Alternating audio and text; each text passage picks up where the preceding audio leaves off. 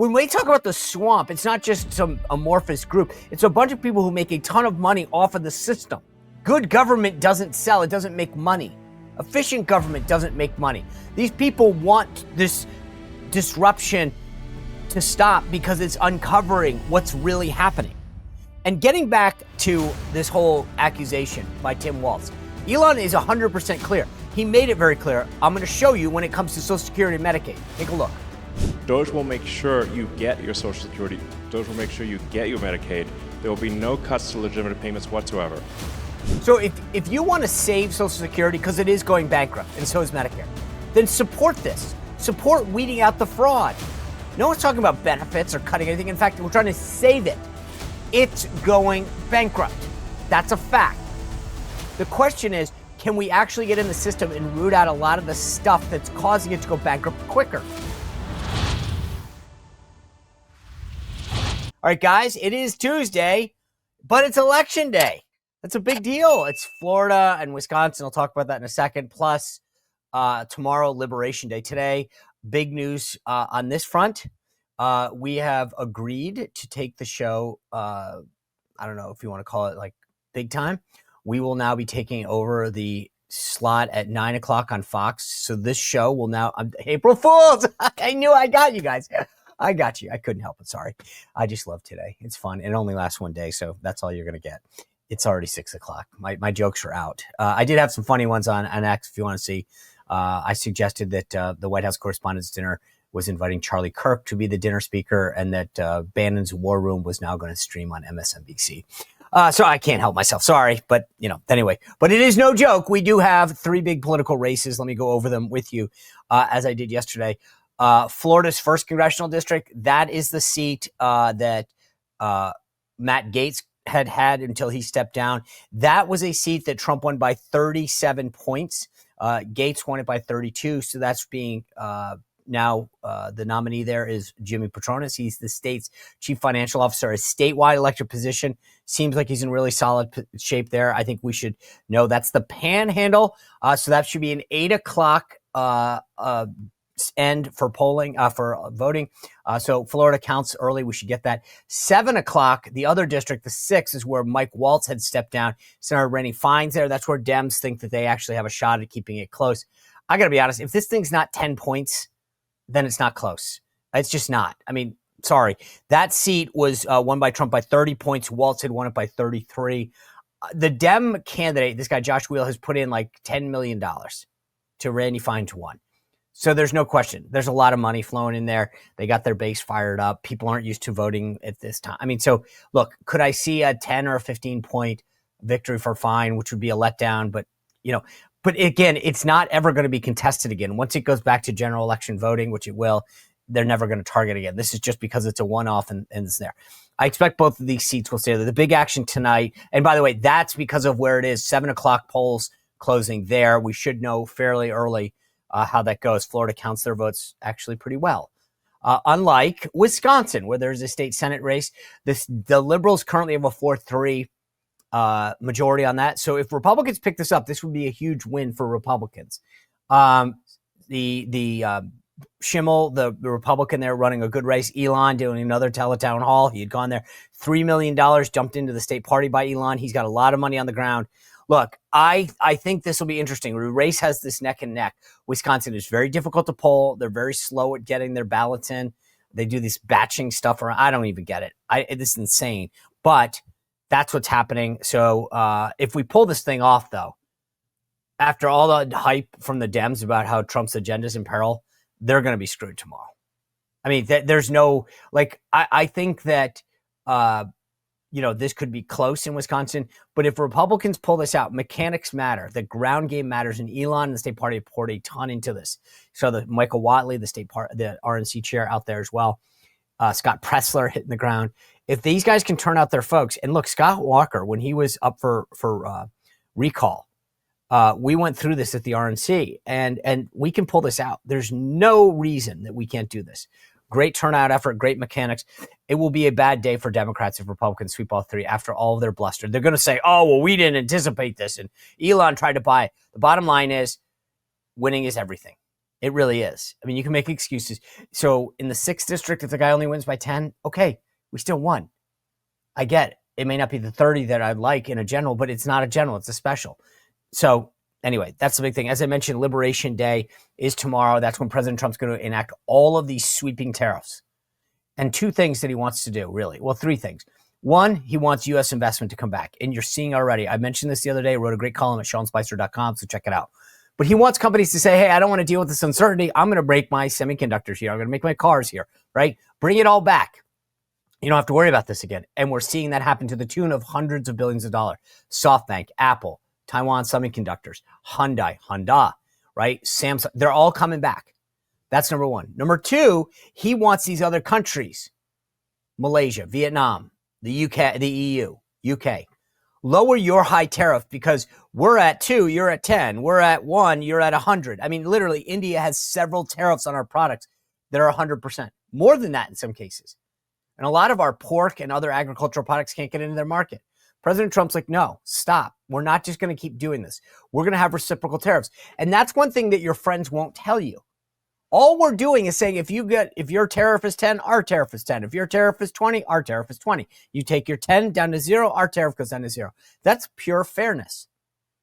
That will help U.S. companies sell more. Service providers, ag, farmers and ranchers, and then manufacturers. That's a huge thing. That's number 2.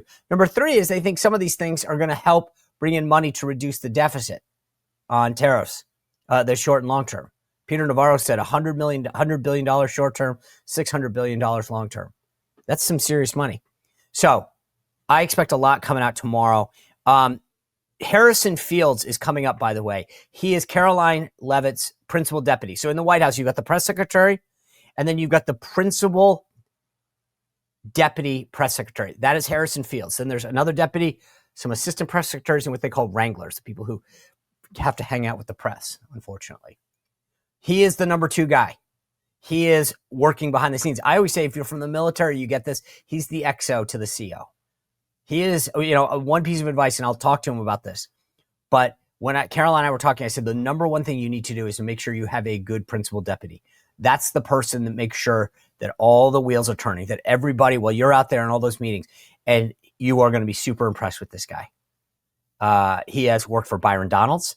He worked for Pam Bondi. He worked for the Heritage Foundation.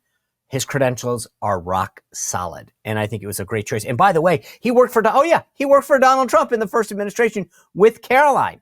So they've known each other. He knows the press office. He knows high profile comms, right? So this is, I think you will be super impressed as I am with him. Yesterday, Kid Rock in the Oval Office. Now, I know it didn't get a ton of big mainstream attention, but this is what my takeaway was. So President Trump signed this executive order called Combating Unfair Practices in Live Entertainment Market. Okay. Now, I'm not a huge concert goer, but I go from time to time. And you know as well as I do, I remember trying to buy not just concerts, but hockey tickets at one point, football tickets, the resale value. And what happens, and Kid Rock was explaining this, is people go in and buy these bots and everything. I want to play for you. He was joined by Kid Rock, who talked about what a great first step it was. Take a listen to Kid Rock explain this. Bob, do you want to say something? Yeah, anybody it doesn't matter your politics.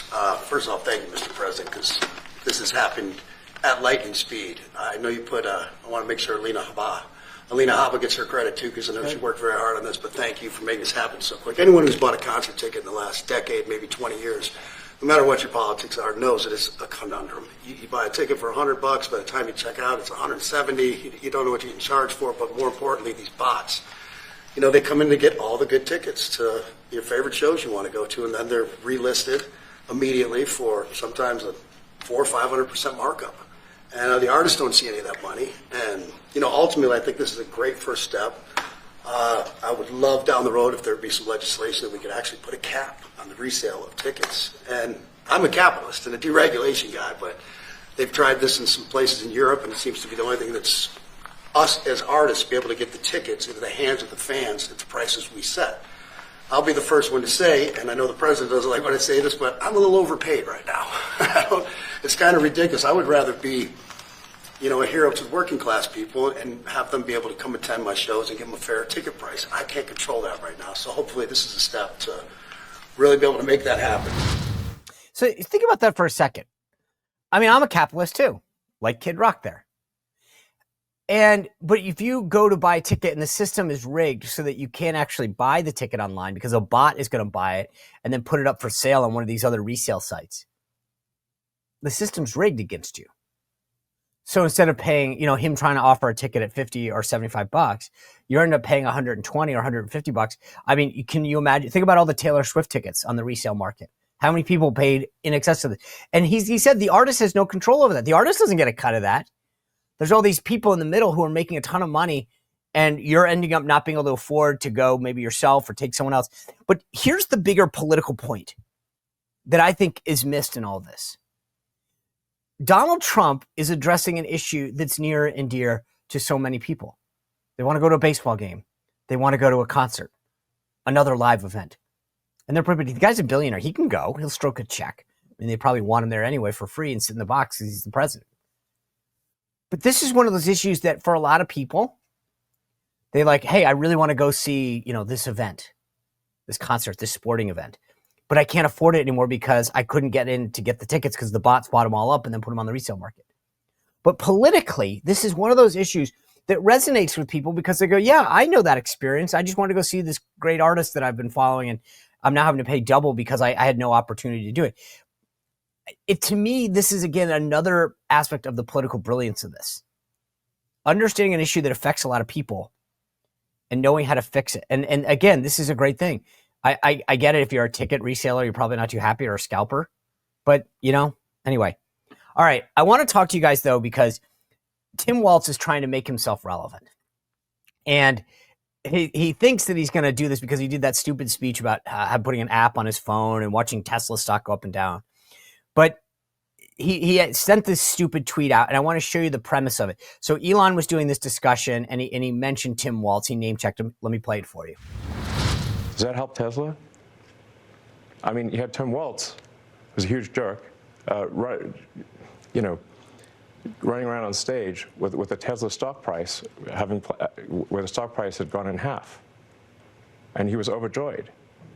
What an evil thing to do. What a creep. What a jerk. Like, who derives joy from that? Right. I mean, who does? Elon's absolutely right. But so then Tim couldn't help himself. He tweets out like, hey, Elon, I'll make a deal. I'll stop making fun of your stock when you take your hands off Social Security. Like, somehow, like, I'll stop trying to ruin an American company that employs a ton of Americans that Minnesota's invested in, including my teacher pension. But I'll stop mentioning. Okay, so that on its face, whatever. But here's the reality. Keep your hands off Social Security, right? So let's talk about that, because Elon did this great little town hall about your Social Security to tell you what was happening. And this is what Tim Waltz apparently must be defending. I want you to listen to the first couple of minutes of this because it's so important. Take a look. Antonio's helping out with the Social Security. So just trying to review Social Security, where you may have heard that we found 20 million dead people marked as alive in the Social Security database. This is so crazy. And then you'll notice there's a strange trend here where how many Social Security numbers were issued. Do you want to? Yeah. So let me tell you what happened here. We started at the top of the system. You want to talk about a lot of maybe. We started at the top of the system, mapping the whole system of Social Security to understand where all the fraud was. And there's a lot of great people there that showed us really a lot of waste. And so that came up with a big list of stuff they're working on. You've heard some of that already. But this is what jumped out at us. When we saw these numbers, we were like, what is this? In 21, you see 270,000 people, goes all the way to 2.1 million in 24. These are non-citizens that are getting Social Security numbers. Yeah, this is a mind-blowing chart. Yeah, just this literally blew us away. Like, we went there to find fraud, and we found this by accident. And this isn't political, by the way. My parents are immigrants. Yeah, this country's been great to us. My brother and sister all born in Spain. I'm pro-legal immigration. This is not political. This is not political. This is about America and the future of America. And there are a lot of good people in the system that pointed this in this direction. I want to honor them right now, that work in the government today, who took risks to show us these numbers and tell us what's going on. Yeah. So I want to stop for a minute. I want to honor those people today. Very good people. Very good people. I have been from D.C. to Social Security offices to the border to track this down, and very good people have helped us along the way. I want to thank them. Yeah. This number, what this is when you come in the country, if you're an illegal, there's a couple ways to come in. You come in through a port of entry, and you can tell them you're afraid, and they'll give you an asylum case. You'll get an interview, then you get in. That's one way to do it. Another way to do it is to just go to the border. Literally, this happened. I talked to Border Patrol myself. Elon was there too. I went to Laredo, and I went to Bronzeville. Elon went to Eagle Pass. You walk up to a Border Patrol officer, and you tell them you want to come in. They have a couple of choices. They could charge you with a misdemeanor or a felony under 1325, or they can make it an administrative offense, like a parking ticket, basically. They were told to do that, make it an administrative offense under the last administration. And then you go walk across the border. They do what's called a release from your own recognizance, and they give you an NTA, a notice to appear, which to appear to judge. The wait times on judges are like average 6 years. Look at Grok, you'll see it on immigration judges. There's only 700 of them. This is 5.5 million people, okay? So what happens then? Once you're in the country and you got asylum through one of these pathways, and we map the whole thing out, you can apply for a work document. You file a 765, it's the work form. You get this form called the 766, that's the authorization, and then Social Security Administration automatically sends you in the mail your Social Security number. No interview, no ID. This is worth just reiterating. It's not people sometimes think that under the Biden administration that he was simply asleep at the switch. He wasn't asleep. No. They weren't asleep at the switch. It was a massive, large-scale program to import as many illegals as possible, ultimately to change the entire voting map of the United States and disenfranchise the American people and make it a permanent, deep blue, one-party state. Okay, so you get this. That's what's happening. You look at the spike and the numbers. This was intentional. This is what they're doing. This is what they don't want you to see on the left, by the way. This is why they're so scared of Elon Musk going into Social Security, because they're going to show you this. There's no one that's disputing these numbers. Oh my gosh, what's going on? I mean, because they don't want you to actually know what they've done. Think about that. You go over the border. Hi, I'm here. Okay, come on in. We'll give you a work permit, and then you get a Social Security. This is all what they wanted to happen. Elon is right. They weren't asleep at the switch. This was the plan. But here is Elon actually talking about the fraud that he found. Take a listen. He did an interview about the fraud. I want you to hear it. I believe someone is going to be arrested tomorrow. This is someone who actually stole 400,000 Social Security numbers and personal information from the Social Security database, and was selling Social Security numbers and all the identification information in order for people to basically steal money from Social Security. And this is like, by the way, a particular avenue of fraud for like illegal immigrants and for voter fraud, because the main way that identification is established in the United States is via Social Security. So if you compromise the Social Security system, you can basically get people to get de facto registered to vote, even if they're not citizens. Okay. Are we clear on this? This is the whole thing. When they talk about all these numbers that people are 150 years old or whatever, and they're still active, it's not like anyone thinks those people are actually alive. But those numbers are active because they've been stolen. Do you understand? Right? So no one's trying to say, oh, there's someone that's actually 150. What's happening is those numbers are still in the system because they've been wiped out, because what's happened is somebody at some point has kept them alive. So as they die, somebody grabs so-and-so's Social Security number and then keeps applying for benefits or whatever. Why wouldn't Democrats actually want to uncover all this fraud, all of this waste, unless they were actually trying to protect it, right? Do you understand? I mean, this is what's going on. The real story here is that Democrats, you saw this with RFK the other day, the amazement that he had at what's going on at HHS. These agencies that won't talk to each other because the system is set up exactly for that. They don't want you to know about it. They don't want you to see it. When we talk about the swamp, it's not just some amorphous group. It's a bunch of people who make a ton of money off of the system. They need this to exist. Good government doesn't sell. It doesn't make money. Efficient government doesn't make money. These people want this disruption to stop because it's uncovering what's really happening. And getting back to this whole accusation by Tim Waltz, Elon is 100% clear. He made it very clear. I'm going to show you when it comes to Social Security and Medicaid. Take a look. Doge will make sure you get your Social Security. Doge will make sure you get your Medicaid. There will be no cuts to legitimate payments whatsoever. So if you want to save Social Security, because it is going bankrupt, and so is Medicare, then support this. Support weeding out the fraud. No one's talking about benefits or cutting anything. In fact, we're trying to save it.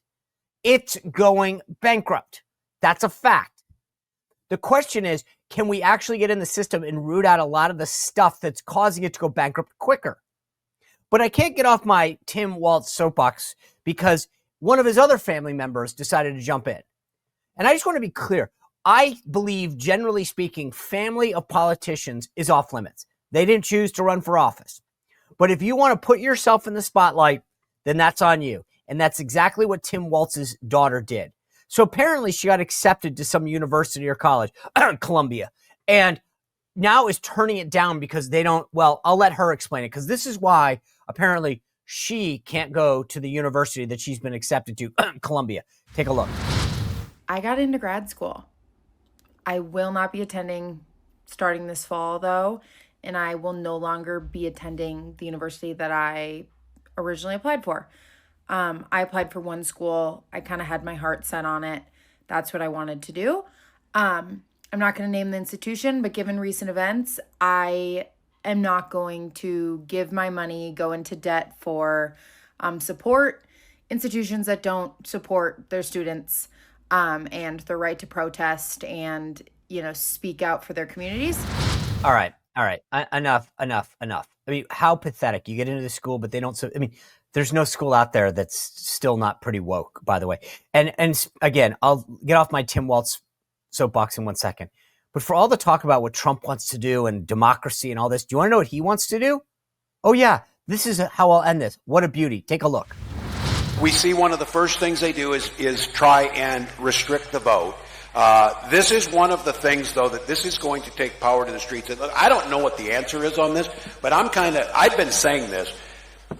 I think we need a shadow government, so when all these things come up every single day, we've got an alternate press conference telling the truth about what things are happening. A shadow government is what he wants to set up. Yeah, you want to talk about destroying government and democracy and the Constitution? A shadow government. That's what the Dems want. Yeah, I'm sure you won't see that on the news tonight. All right, Harrison Fields, Principal Deputy Press Secretary of the White House, coming up. Rest of the week, Josh Hammer, our good buddy, is going to be back on the show to talk to us about Trump's talk about a third term, plus the power of district courts setting law for the rest of the country. Nancy Mace is going to be here, and then our friends Ashley Hayek and Reagan Reese will be here for the panel. Before I get to Harrison, though, I have been talking, you heard about the bad guy, Tim Waltz, and what he's trying to do. Let me tell you about a good guy. My buddy Leo Grillo, as you know, if you've been watching the show, he's been with us since the beginning. Leo found a Doberman along the roadside that was in need of help. He rescued that Doberman, named the Doberman Delta, which stands for Dedication and Everlasting Love to Animals. And from that spawned Delta Rescue. If you go to deltarescue.org, you'll see what I'm talking about. But it is now the world's largest no-kill sanctuary. Dogs, cats, horses, you name it, roam freely. Well, not freely, but you know what I'm saying. It's not a shelter. They're not looking to adopt these things. Leo has taken in all of these malnutrition, abused, neglected animals from all over to give them a good home for life. And Leo is not looking for a handout, my friends. There's no USAID or big government grant. Leo entirely depends on the contributions of people like me and you to make this work. That's it. So go to deltarescue.org, consider a contribution just like I did. I made a personal contribution to Delta Rescue because I love the great work that he's doing. And when you're there, go to the estate planning kit and see if you have an old 401k or an estate of some kind or stocks or whatever, a house that you can donate to Delta Rescue now. Maybe you'll get a tax benefit. You have to talk to your tax professional, but go to deltarescue.org, make a contribution, think about the estate planning kit, and help support the great work of Leo Grillo at deltarescue.org. Without further ado, I want to bring in Harrison Fields, the principal deputy press secretary in the Trump White House. Here we go. Harrison, good to see you. Thanks for joining us. Good to see you, Sean. Thank you for having me. All right. So I read with somewhat astonishment that the White House Correspondents Association, quote, pushed back against the White House's plan to exert control over the briefing room seating assignments for journalists. In an email to members, the association, which is made up of an elite, totally out of touch left-wing journalist, no, that's me, covering the Trump administration, said it was aware of the reported efforts. So give us an update. What is the status of these reforms? Well, the White House Correspondents Association, which you know are all too well, they're pulling their hair out right now because they don't want to lose their legitimacy. Not that they really ever had anything, but for the longest time, for decades, the WHCA has really been hailed as this untouchable group of elitists that the White House has to bend a knee to. And we're coming over here and saying, we don't owe you guys anything. You guys just spent the whole entire campaign concocting fake news story after fake news story. And then, oh, wait, you also blocked and tackled for the Biden-Harris administration for 4 years. And now you want to act like you are our friends. You're not our friends. We have to work with you because the American people are interested in what this president is doing. And we're standing firm. We'll see what this actually ends up playing out to be. But right now, I think the changes have been great. A lot of people behind closed doors, you know, these off the record conversations more than most, they actually like the changes and they realize it's all just smoke and mirrors when it comes to the people crying foul. Yeah, I think most of the people not in the front row, not NBC and not the Washington Post, probably love the opportunity to get a front row seat. But here's my take on this, Harrison. This is the taxpayers' room. It's the American people's room. And the idea that these guys put their little nameplate on it as if it's their seat is insane. And I think I'm glad to hear you guys are doing this. I think it's welcome. But I don't understand how they can push back. You go in and say, it's not your room. We're taking your nameplates off. And in my opinion, frankly, I think it should be open seating, like every other adult organization says, you know, first come, first serve. You want a front row seat? Get there early. That's how it works. Even at church, if you want to sit in the front row, I'm Catholic. No one sits in the front row. But in press briefings, they probably want that. I just don't understand why you still say, great, it's open seating. If you want to come early, come early. If you don't, come in late, you can stand. That's how a normal adult association would work. We got to do the old school deli numbers. You come in and get your number, pull the deli thing. And, you know, if you're in A1, guess what? You get a front row seat. I don't think it's a bad idea. Listen, all options are on the table. What we're realizing now is that they're not going to boycott. They realize that the Trump White House is their bread and butter. If they don't cover it, guess what? Their ratings and their viewership are going to go down far lower than they're already at. So we have all the leverage. It's a great place to be. The American people are actually fascinated by what we're doing because, wait a second, we're bringing in alternative media outlets that are coming in, they're taking a seat, and now they have access to the president and to the White House that they never had before. And the other thing I like to remind people is that you cannot forget that Biden took away the press badges of over 400 members of the White House press corps, and no one said a word. And we reinstated all of them on day one. We have a booming, you were here a couple weeks ago. You saw the press briefing room. The place is nuts. It's absolutely wild. When I was an assistant press secretary, we were here during COVID. If we had 19 people in that room, it would be something. Now we have like 200 people on any given day going in and out, foreign press, domestic press, liberal press, conservative press. It's an open game for everyone, and we're just opening the door to everyone. It's funny to me, I've said the same thing or a similar thing for a long time. If you support the First Amendment and the freedom of press, you should welcome this. In fact, they just like the stranglehold, right? The idea that I get my front row seat, I pretty much guarantee getting a question. I don't really care about the rest of you folks when you lose your pass, when you never get a question, because at the end of the day, it's really not about the First Amendment. It's about me, the Washington Post, CNN. It's not about the freedoms. And we like to wrap ourselves in this blanket, but it's really a selfish organization. It's all about them, not about anybody else. Oh, definitely. And, funny story, when we first unveiled the new rotation, we had a member of the press said, well, I really don't feel comfortable being the pool reporter today for at home speak, basically the lead reporter who's telling the press what all is going down at the White House. And we said, well, take it or leave it. This is not going to be my Spartacus moment where I'm standing on values and standing on merit. You take it or you leave it. And guess what? He ended up staying and he ended up reporting on it.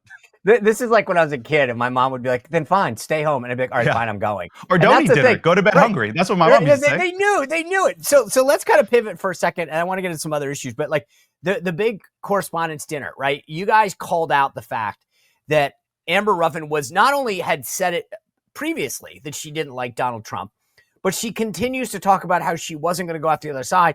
And when that was exposed, the Correspondents Association said, oh yeah, we've now decided to disinvite her, as if that wasn't, they only did it because she made it untenable for them. But the bottom line is, were you guys, I know Karoline announced on this show exclusively earlier that you guys weren't going to go. Is that final now? No one's going from the administration? Because during my tenure, right, it was the president said, I'm not going, but if you guys want to, you can. Some people did, some people didn't. Have you guys issued guidance to the rest of the administration? Because I think some people still love that selfie with the D-list celebrity. Yeah, I mean, look at Gridiron. No one went for Gridiron, and then White House Correspondents' Dinner, no one's going to go. And it's not because we're really told not to go. We have no interest in going. Why are we going to smooze and rub shoulders with people that talk bad about us? And then they had the audacity of inviting a so-called comedian that called me and the rest of my colleagues in this building murderers. If you're willing to invite a comedian with those values and that perspective on us, we don't feel welcome there. And actually, we don't want to be there. It's not something that we actually enjoy being a part of. So we'll see what ends up happening on that night. But we have no intentions of going to that party. And I actually don't even know if it's going to go on. I'm hearing that this dinner actually might just fold and it might not actually happen. So we'll see what happens. Wow. But for the record, I mean, I just want to get it clear. You're not a murderer? I'm not. I'm not a murderer. but thou shalt not kill. But, I think that Karoline, she's got some you might want to look at, I'm just wondering where this came from. Somebody, anyway. Have you guys, are there any alternative plans? I know that it's Mrs. Trump's birthday. There's Substack is hosting an alternative event. Is there a sense that, hey, we should go somewhere else? There is a sense, we got to look at turning events around is not the easiest thing. The White House very well. We are up against a very tight timeline, but if the president wants to do an alternative event, guess what? We'll do an alternative event. Maybe that's here at the White House. Maybe that's somewhere else. We don't know yet. Nothing really to report out, but I know you would be invited, Sean. So we'll see. We'll let you know. I just that was the bait. I'm glad you took okay. Thank you. Yes. All right, VIP. so for one last question on the press, and then I want to turn to tariffs and tomorrow. Is there you served in the previous White House in Trump 1? Is there any organization that when you came back you said, wow, or maybe it's a reporter, I actually kind of thought you were a good person, and I'm just amazed at your TDS, your Trump derangement syndrome?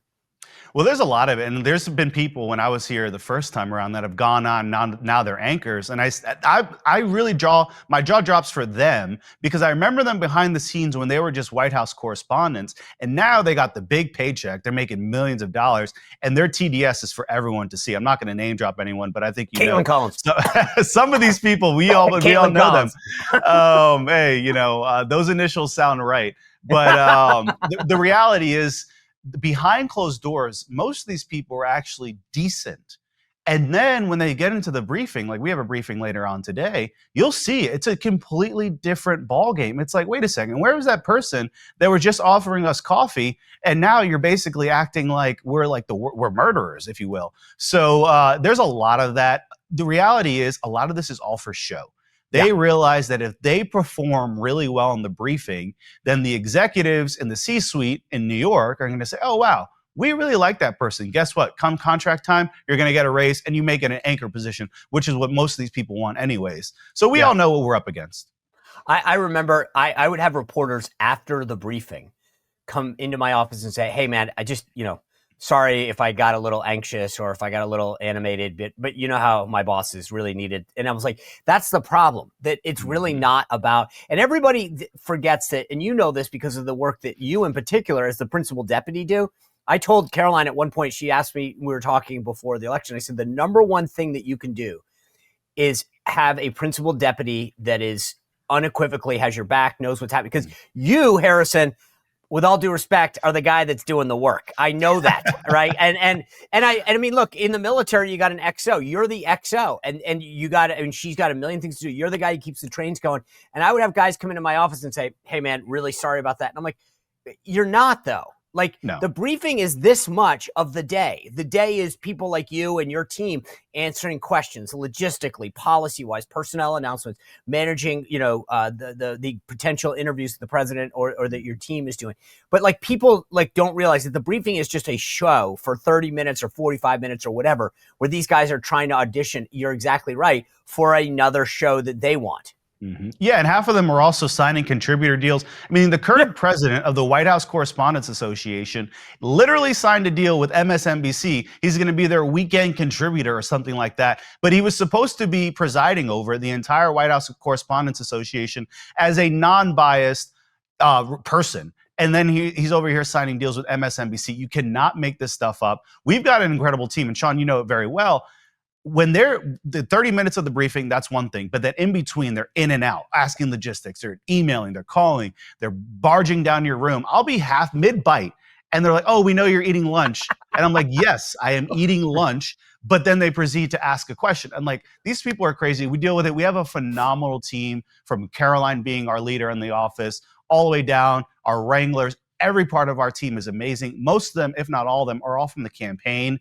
Karoline and I are the only people, and Davis Engel, he came, he was an assistant wrangler last time. We've got an incredible team. We know what we're doing. Karoline and I are not just colleagues, we're personal friends. We have kids similar ages. I have a 6-month-old, her baby's 8 months old. She went to my wedding. So like, we're all one big happy family here, and we've got a great boss who makes our life easy. You know, a lot of people say, "Oh, he must make it tough." No, he actually makes it easy. When President Trump speaks, our job is done. Yes. It's great.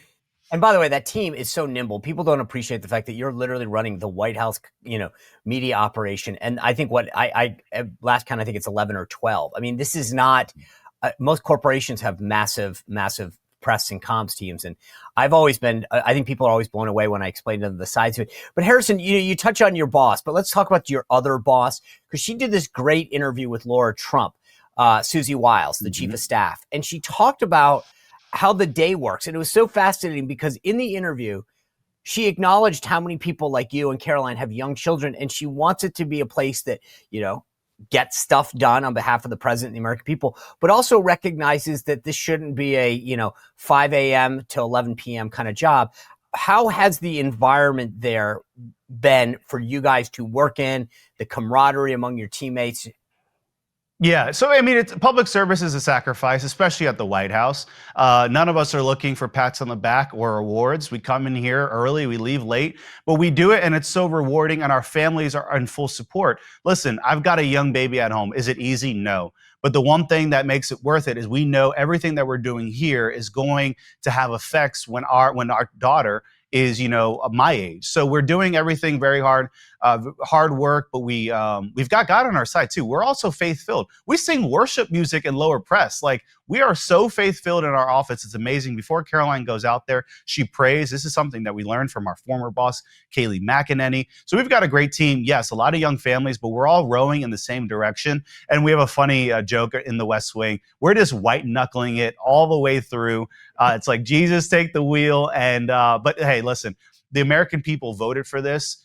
President Trump is moving at Trump speed. It's all the Trump effect. And when we see the little things that, may not even be covered in the news, when we see MS-13 being deported, when Tren de Aragua gets deported, when we see inflation numbers go down, when the prices of eggs go down, all these things make it worth it. When we're about to achieve peace, not just in the Middle East, but in Eastern Europe, All of this makes it so worth it. And then also when you bring your daughter into the Oval Office and she's doing tummy time on Reagan's rug in the Oval Office, it all makes it worth it. Seeing Marine One, there's a lot of little perks that you get to share with the family. So it's truly a blessing. Just grateful to be here. I'll tell you, I told Karoline the same thing. Take lots of pictures because it moves quick, and you're going to want to show your kids this. And so I learned that from the people in the Biden administration or the Obama administration. They said just take lots of photos. I did. Yesterday, Kid Rock was there. Obviously, a lot of cool stuff that he did with the executive order. I talked about that earlier in the show. But he also brought Bill Maher. Walk to me through what was the goal there. Do you guys anticipate the president do anything on Bill Maher? Do you think he broke any ground? Yeah, so Bill Maher, he wasn't in the Oval Office. I believe there was going to be a private meeting or a dinner of some sort. Yeah, later on. It just speaks to the fact that people are coming to the table. People that are not necessarily Trump people are fascinated by President Trump, a man that has been able to withstand anything that's been thrown at him, and yet he still stands, and he's the most popular he's ever been in probably his entire life. So I think whether you like him or you don't like him, you've got to say, wow, if I can have dinner with this man, I'm going to do it. So I think you're going to have a lot more people putting in requests to meet with President Trump because he's a fascinating man. And this is such an amazing time in American history with a president that is going to be monumental in many ways throughout the history books. So people like Bill Maher, wouldn't be surprised if Jake Tapper reaches out for dinner too. No, That's one invite we can't say yes to. I don't know. We'll see what the president wants. Please, no. You know, by the way, just as a side note, I don't want to go down this rabbit hole, but I think I mentioned this earlier. Hooters filed for Chapter 11. Jake was a former Hooters spokesman.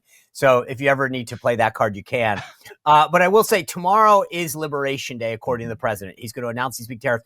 Walk us through how the day's going to go, though, logistically. How do you see these announcements being made? Because I think the entire world is going to be focused on the White House.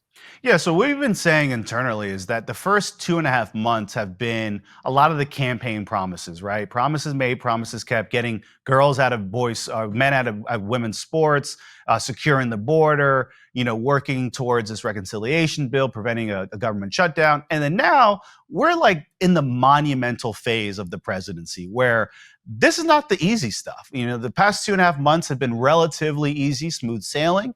And now we're doing the monumental stuff, i.e. these tariffs, and then also budget reconciliation in the next couple of weeks.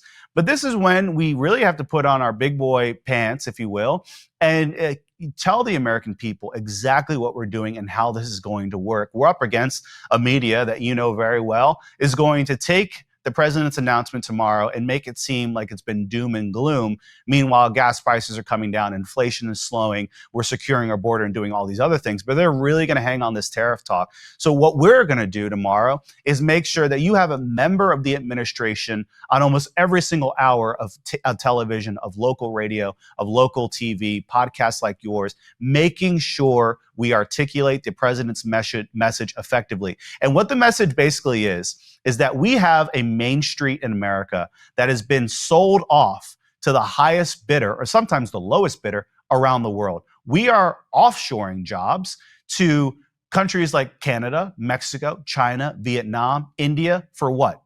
For Americans to lose their jobs. President Trump has seen the decline of America. He's been talking about this not just since he's been elected. For decades, he's been talking about tariffs and and needing to get made in American policies back. And that's what we're doing. And in doing so, you're seeing businesses, you're seeing countries not just walk to the table, they're running to the table, they're picking up the phone, and they're saying, what can we do to avoid these tariffs? And you're seeing Japanese CEOs saying, we're about to increase 30% investment in our country. You're seeing companies like Apple invest $500 billion. You're seeing car companies like Hyundai invest billions of dollars in Louisiana. So you're seeing the Trump effect in action, i.e. these tariffs.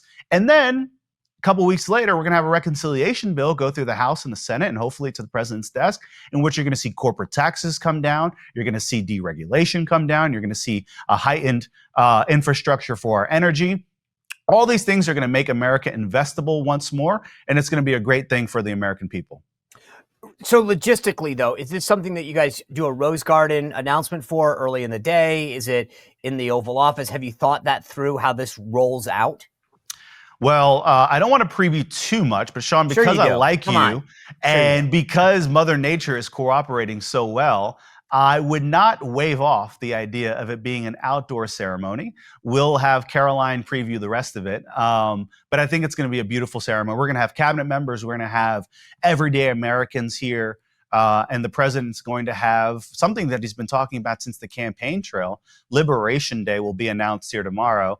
And a lot of countries are going to be put on notice. But the other thing about it, and the president's been talking about it really well in the past couple of days, is that he's seeing countries realize that President Trump isn't playing around.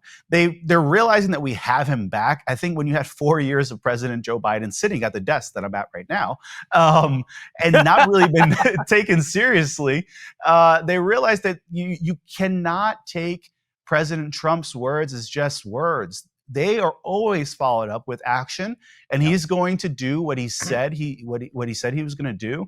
And this is why you have countries like Vietnam, India, coming to the table and saying, okay, we're going to lower our tariff burden on the United States because we don't want to be caught up in this war. At the end of the day, President Trump wants prices to come down for everyone, right? We want to see if you're tariffing us at 200% and we're only at 60%, if you bring it down to 60, that's great news for everyone. So it's going to be great. I think everyone's going to realize that this is all going to work out just fine. It worked well in the first administration. Joe Biden loved the tariffs so much that he didn't really remove any of them. And here we are again in Trump 2.0, and I think it's going to be just fine. Harrison, one last personal question. I know when I was press secretary, Sarah took the podium sometime in May or June, whatever it was. Are you prepared, should you need to take that podium and brief if Karoline says, I need to bring in the righty?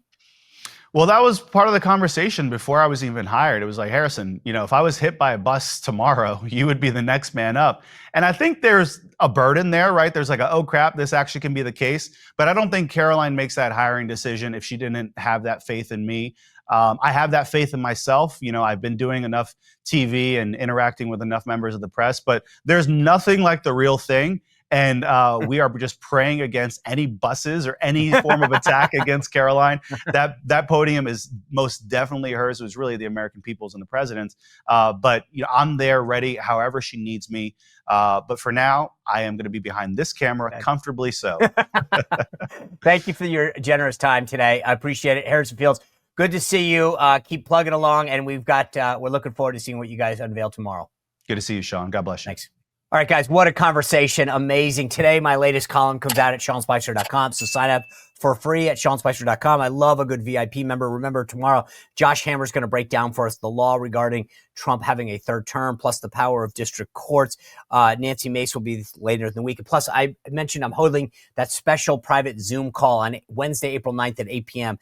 Text RSVP to 276-500-1185, RSVP to 276-500-1185, and learn about the great company that I'm now buying everything from. Not Walmart, not Target, getting MAHA approved stuff that's not dangerous for you, that's a better check. Vote with your wallet to support great companies, U.S. made products that are good for you. Text RSVP to 276-500-1185. Sign up at SeanSpicer.com to get the latest newsletter. We'll see you back here tomorrow on The Sean Spicer Show. Well, if you enjoyed this content, make sure to like this video, subscribe, and click the notification bell to get more.